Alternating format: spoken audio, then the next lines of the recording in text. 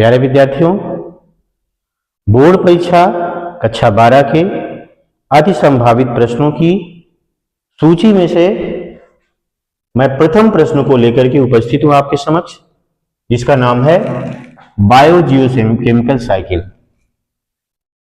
ये प्रश्न इस प्रकार से पूछा जाता है कि बायोजियोकेमिकल साइकिल अर्थात जैव भू रासायनिक चक्र क्या है, स्पष्ट कीजिए।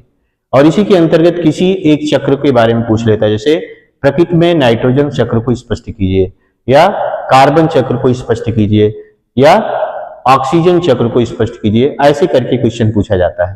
तो इसी कड़ी में मेरा पहला क्वेश्चन है। हालांकि इस पर मैं एक लेक्चर पहले दे चुका हूं। उस लेक्चर के बाद इस दूसरे लेक्चर को लाने का मेरा उद्देश्य यह है कि इस विषय पर विद्यार्थियों की समझ को बहुत अच्छे तरीके से विकसित करना है, विशेष करके इसकी परिभाषा को लेकर के। तो जहां तक इसकी परिभाषा का प्रश्न है, तो बायोजियोकेमिकल साइकिल अर्थात जैव भू रासायनिक चक्र वह चक्रीय पाथवे है जिसके द्वारा प्रत्येक जीवधारी वातावरण के न्यूट्रिएंट पूल से पोषक तत्वों को ग्रहण करके अपना जीवन चक्र पूरा करता है और मरने के बाद फिर से इन पोषक तत्वों को वातावरण को लौटा देता है। जैव भू रासायनिक चक्र या बायोजियोकेमिकल साइकिल कहलाता है। अब प्रश्न उठता है कि वातावरण का न्यूट्रिएंट पूल है क्या? तो जहां तक वातावरण के न्यूट्रिएंट पूल का संबंध है, वातावरण का न्यूट्रिएंट पूल इसकी मृदा, इसमें उपस्थित जल और इसका वायुमंडल, ये सब मिल करके इसका न्यूट्रिएंट पूल बनाते हैं। यानी वातावरण के सभी तत्व इन्हीं न्यूट्रिएंट पूल में होते हैं। इन्हीं न्यूट्रिएंट पूल से यानी मृदा यानी मिट्टी, जल तथा वायुमंडल से प्रत्येक जीवधारी इनको प्राप्त करता है। जीवधारियों को प्राप्त करने में सबसे महत्वपूर्ण भूमिका निभाते हैं, इन पोषक तत्वों को प्राप्त करने में जीवधारियों द्वारा सबसे महत्वपूर्ण भूमिका निभाते हैं हरे पेड़ पौधे।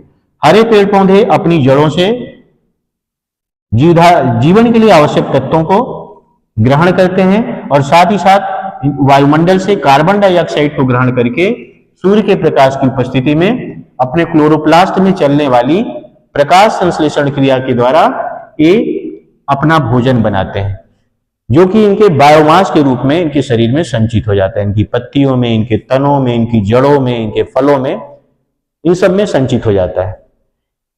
इसे खा करके शाकाहारी जीव इन पौधों को खा करके उसे अपने शरीर का बायोमास बना लेते हैं, यानी शरीर का भाग बना लेते हैं और ऊर्जा प्राप्त करते हैं। इन शाकाहारियों को खा करके मांसाहारी अपने शरीर का बायोमास बना लेते हैं और ऊर्जा प्राप्त करते हैं। जब इन पेड़ पौधे, शाकाहारियों और मांसाहारियों की मृत्यु हो जाती है, तो वातावरण में उपस्थित सूक्ष्म जीव, जिन्हें डिकम्पोजर या अपघटक कहा जाता है, इनके मृत शरीरों को सड़ा गला करके और इनके मूल तत्वों में तोड़ करके इन्हें वातावरण को फिर से लौटा देते हैं। और इस तरह से ये पोषक तत्व वातावरण को फिर से प्राप्त हो जाते हैं। क्योंकि यह सब एक चक्रीय क्रम में चलता है और इस चक्रीय क्रम को बायोजियोकेमिकल साइकिल या जैव भू रासायनिक चक्र कहा जाता है। यानी एक तरफ न्यूट्रिएंट पूल से पेड़ पौधे इन पोषक तत्वों को प्राप्त करते हैं, पेड़ पौधे से पोषक तत्व शाकाहारियों में जाते हैं, शाकाहारियों से पोषक तत्व मांसाहारियों में जाते हैं, मांसाहारी, शाकाहारी और जो पेड़ पौधे सभी मर जाते हैं, ये पोषक तत्व डिकम्पोजर्स द्वारा फिर से वातावरण को वापस कर दिए जाते हैं। इस तरह से चक्रीय क्रम चलता रहता है और आने वाली पीढ़ियों में ये पोषक तत्व ट्रांसफर होते रहते हैं और फिर से लौटाए जाते रहते हैं।